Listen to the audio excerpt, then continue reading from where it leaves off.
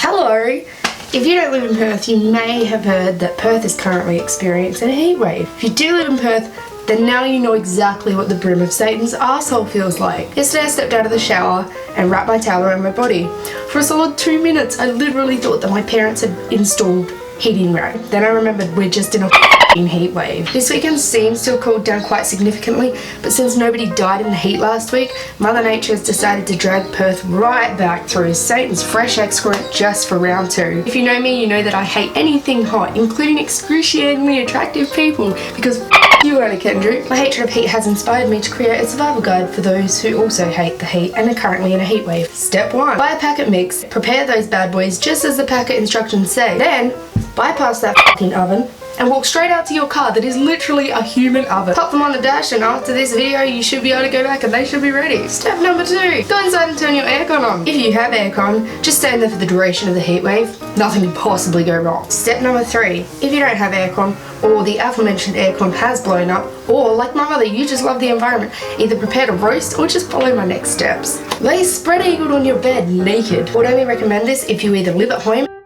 and if your bed is not situated like mine in front of 2 full-length mirrors.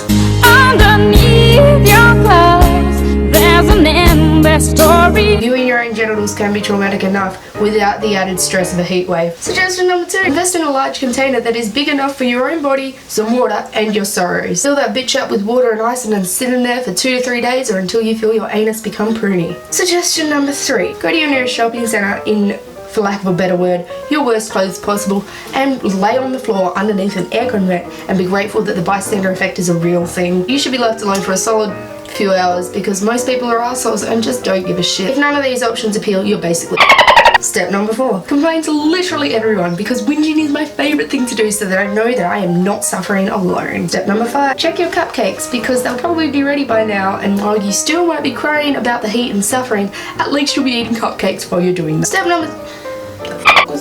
number 6 is my personal favourite because now you've been crying for quite some time about this heat and you need to channel this energy into something either productive or non-productive. It's really up to you. My go-to is attractive women. Shout out to Sherry Storm and Terry Polo for being the 2 people that make crying worthwhile currently. Step number 7. Watch Sam Pepper's videos and be grateful that while yes you may be stuck in insufferable heat, you are not Sam Pepper and you probably have a moral compass. If all else fails, just log into a social media account and announce that it's hot as balls outside and you're dying. In most cases it's probable that they're not suffering the same heat as you and they don't even know that it's hot because they haven't seen a weather report in the last 8 days. Not to mention the fact that if you don't post it on social media, it probably didn't happen. In all seriousness, if you work outdoors, the best thing to do is just wet some form of clothing or towel if you have one, chucked around your neck. I work out in the sun a lot, so that's the best thing for me. Obviously keep your fluids up and just try not to die. I've heard it's great. Anyway, it's starting to get hot in my bedroom and my light is currently making me sweat in places I didn't know it was possible. I'm gonna go jump into my blow-up whirlpool and announce the fact that it's fucking hot.